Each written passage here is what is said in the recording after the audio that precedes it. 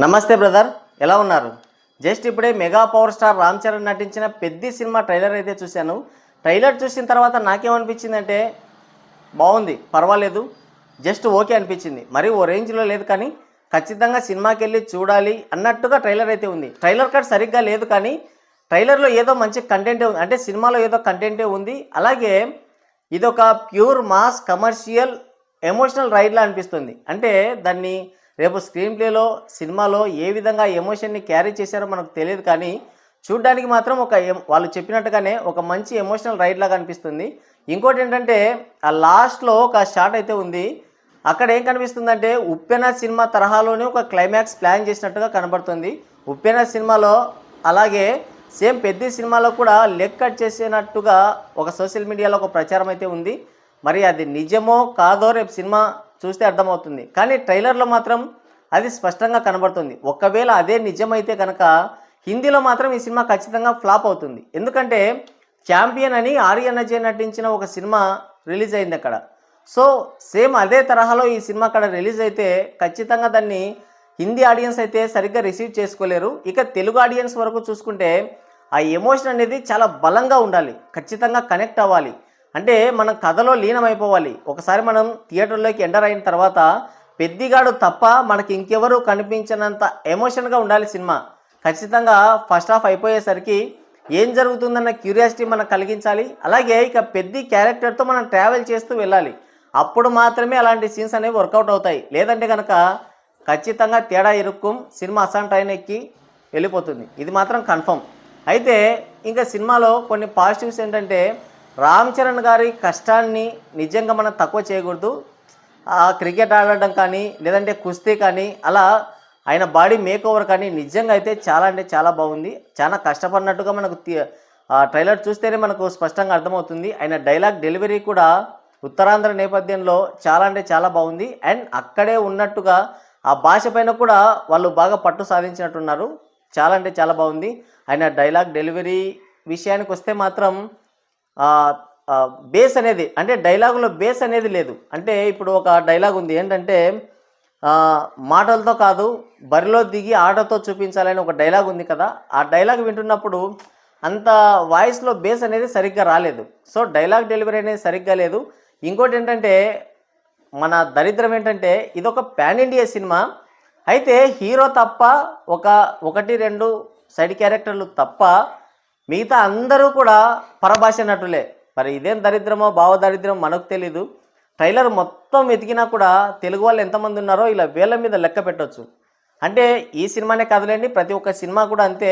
ఏమంటే pan India cinema, ఇతర భాషల వాళ్ళు కూడా చూడాలి కదా, అది బొంగ తోటకూర అని చెప్తుంటారు. కానీ ఇప్పుడు కాంతార సినిమా విషయానికి వస్తే కాంతార సినిమాలో ఎవడున్నాడు? ఎవడు లేడు. సో వాళ్ళు అక్కడ ఉన్నటువంటి నటులతోనే తీసుకున్నారు. సో తమిళ్లో వచ్చే సినిమాలన్నీ కూడా అలానే ఉంటాయి.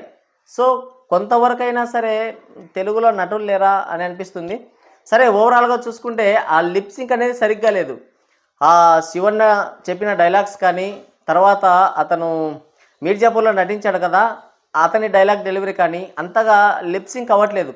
మరి వాళ్ళు సరిగ్గా చూసుకున్నారో లేదో తెలీదు. ఒకవేళ ట్రైలర్ కాబట్టి ఈ టైంకి ఏమైనా టైం లేక ఏదో ఆదరాబాదరగా కట్ చేశారేమో తెలియదు, కానీ లిప్సింక్ మాత్రం సరిగ్గా లేదు. సో వాళ్ళు మామూలుగా ట్రైలర్ వచ్చిన తర్వాత దాని ఫీడ్బ్యాక్ కూడా చూసుకుంటారులేండి. అది రేపు థియేటర్స్లో కనిపించదేమో అనుకుంటున్నాను. ఇక ఇంకోటి అదే డబ్బింగ్ అయితే సరిగ్గా లేదు. మొత్తానికి వచ్చేసి ఒక ఉప్పెన తరహా క్లైమాక్స్ అయితే ఒకటి పెట్టినట్టు స్పష్టంగా కనబడుతుంది. అది ఎమోషనల్గా మనకు కనెక్ట్ అయితేనే సినిమాకి భవిష్యత్తు ఉంటుంది, లేదంటే చెప్పలేం. సో అంతే నెగిటివ్స్ విషయం ఇవి. కానీ పాజిటివ్స్ వచ్చేసి రామ్ చరణ్ గారు ఈ సినిమాకి అయితే ఒక హైలైట్ అని చెప్పాలి. ఆయన డైలాగ్ డెలివరీ కొంచెం సరిగ్గా లేదు, అంటే వాయిస్లో ఒక బేస్ అనేది రావట్లేదు. లైక్ ఇప్పుడు RRR సినిమాలో అలాగే రంగస్థలం సినిమాలో ఒక డైలాగ్ ఉంటుంది, ఆయన చెప్పే ఒక బేస్ వాయిస్ ఉంటుంది, అది ఇక్కడ కనిపించలేదు, వినిపించలేదు. మాటలతో కాదురా బరిలో దిగి ఆటతో గెలిచి చూపించే ఒక డైలాగ్ చెప్పాడు కదా, అక్కడ సరిగ్గా కనిపించలేదు. ఎవరైనా మిమిక్రీ ఆర్టిస్టుతో చెప్పించారేమో అని కూడా అనిపించింది. కావాలంటే మీరు కూడా ఒకసారి చూడండి. సో ఇదైతే పర్వాలేదు, నాకైతే ఓకే ఖచ్చితంగా నేనైతే థియేటర్కి వెళ్ళి చూడాలని నాకు అనిపించింది. పర్వాలేదు ట్రైలరు. రేపు సినిమా కూడా ఇదే రేంజ్లో ఉండాలి. అయితే ఇందులో ఏంటంటే కబడ్డీ ఆడించారు, తర్వాత పరుగు పందాలు అంటే రన్నరు, తర్వాత కుస్తీ, కబడ్డీ, అంటే అన్ని ఆటలు, అంటే దాదాపు ఒక 4-5 ఆటలు, అన్ని ఆటల్లో కూడా పెద్దిగాడే కింగ్ అన్నమాట.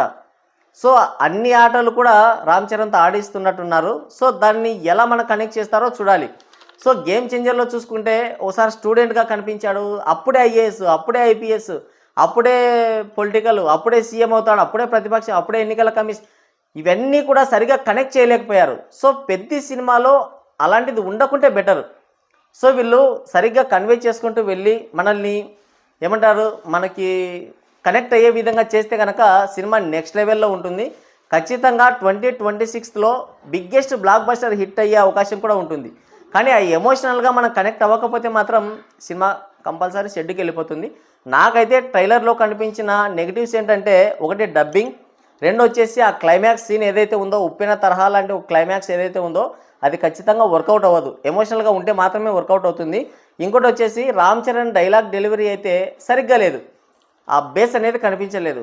తర్వాత ఆమె ఉంది కదా హీరోయిన్, ఇక దేవరా సినిమాలో లాగా కేవలం గ్లామర్కే పరిమితమైందేమో అనిపిస్తుంది జాన్వీ కపూర్, అంతకు మించి ఇంకేం లేదేమో అనిపిస్తుంది. కొన్ని ఆమె చెప్పిన డైలాగ్స్, ఆమెకు చెప్పిన డబ్బింగ్ అయితే చాలా బాగుంది.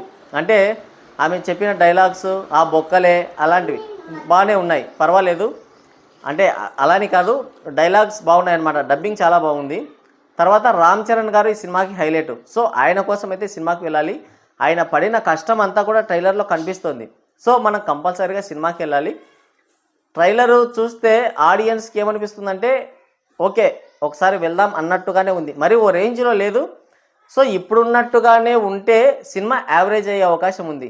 సో అంతకు తగ్గితే ఖచ్చితంగా ఫ్లాప్ అవుతుంది. ఒకవేళ దానికి మించి, ట్రైలర్లో చూపించిన దానికి మించి ఉంటే ఖచ్చితంగా బ్లాక్ బస్టర్ అవుతుంది. నాకైతే ట్రైలర్ జస్ట్ ఓకే అనిపించింది.